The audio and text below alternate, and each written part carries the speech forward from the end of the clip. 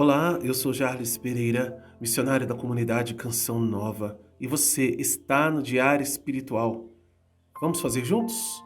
Em nome do Pai, e do Filho, e do Espírito Santo. Amém. Vinde, Espírito Santo, enchei os corações dos vossos fiéis, e acendei neles o fogo do vosso amor. Enviai o vosso Espírito, e tudo será criado, e renovareis a face da terra. Oremos. Ó Deus, que instruíste os corações dos vossos fiéis com a luz do Espírito Santo, fazei que apreciemos retamente todas as coisas, segundo o mesmo Espírito, e gozemos sempre da sua consolação. Por Cristo Senhor nosso. Amém. Atos dos Apóstolos, capítulo 15, versículos de 22 a 35. Então, pareceu bem aos apóstolos e anciãos, de acordo com toda a assembleia, escolher alguns dentre os seus e enviá-los a Antioquia, junto com Paulo e com Barnabé.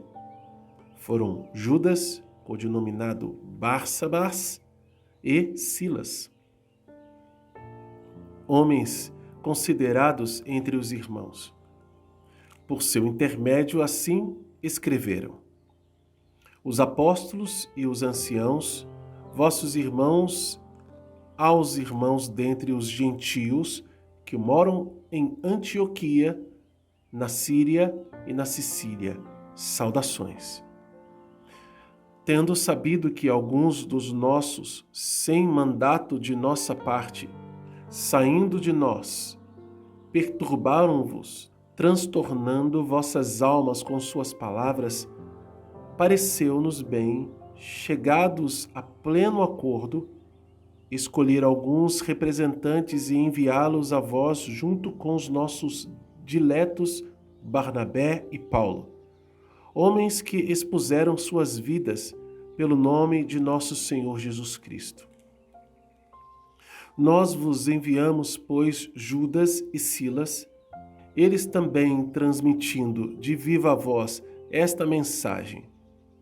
De fato, pareceu bem ao Espírito e a nós não vos impor nenhum outro peso, além destas coisas necessárias, que vos abstenhais das carnes imoladas aos ídolos, do sangue, das carnes sufocadas e das uniões ilegítimas.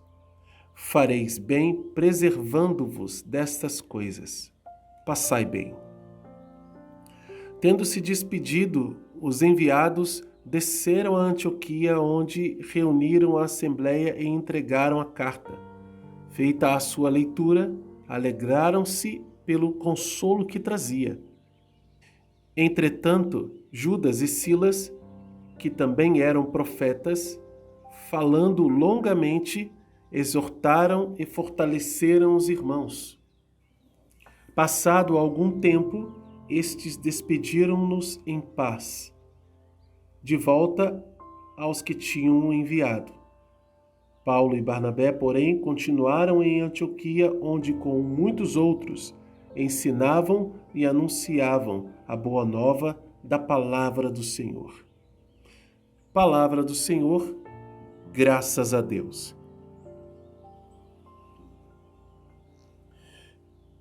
Coloquei o nome desse estudo, a Carta da Unidade, porque é o que essa carta fez. Ela gerou unidade, onde antes tinha acontecido a dispersão e a falta de união. Se a gente voltar aqui, antes de Paulo e Silas viajarem para Jerusalém, tem aqui, controvérsia em Antioquia, no início do capítulo 15. Entretanto, haviam descido alguns da Judéia e começaram a ensinar aos irmãos: se não vos circuncidardes, segundo a norma de Moisés, não podereis salvar-vos. Surgindo daí uma agitação e tornando-se veemente a discussão de Paulo e Barnabé com eles, decidiu-se que Paulo e Barnabé e alguns outros dos seus subiriam a Jerusalém aos apóstolos e anciãos para tratar da questão. Por quê?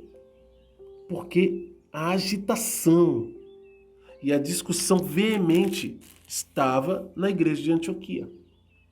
E depois dessa carta, que continha basicamente uma explicação simples do que tinha acontecido, um pedido de desculpas, né?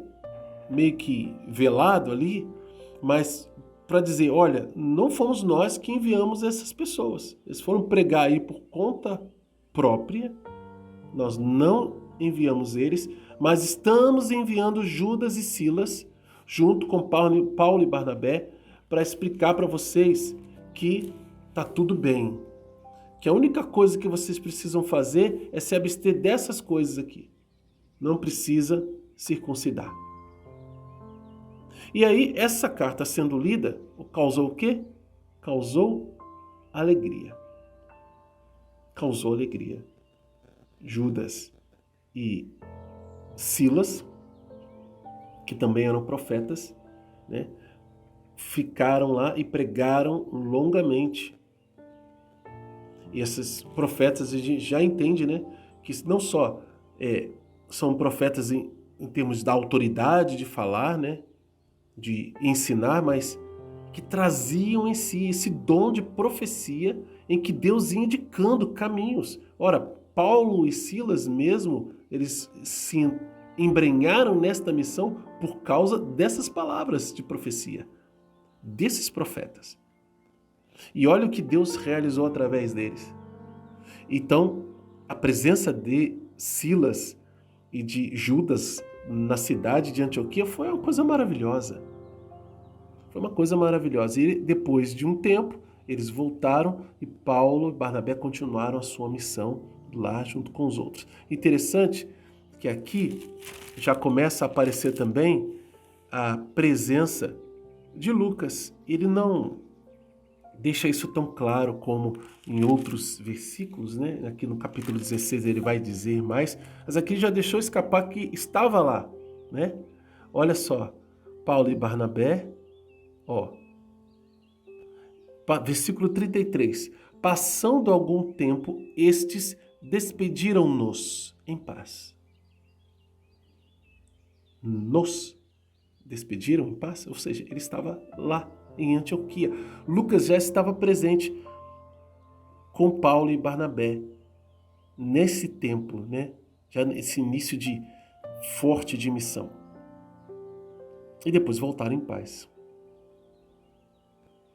Bom, o que acontece é que essa carta, como muitas outras que a igreja envia, né, através do seu magistério, cartas, exortações apostólicas, documentos pontifícios, visam ensinar e dirigir a vida da igreja, sobretudo em momentos em que a igreja percebe que tem alguma coisa errada acontecendo ou o rebanho está se perdendo.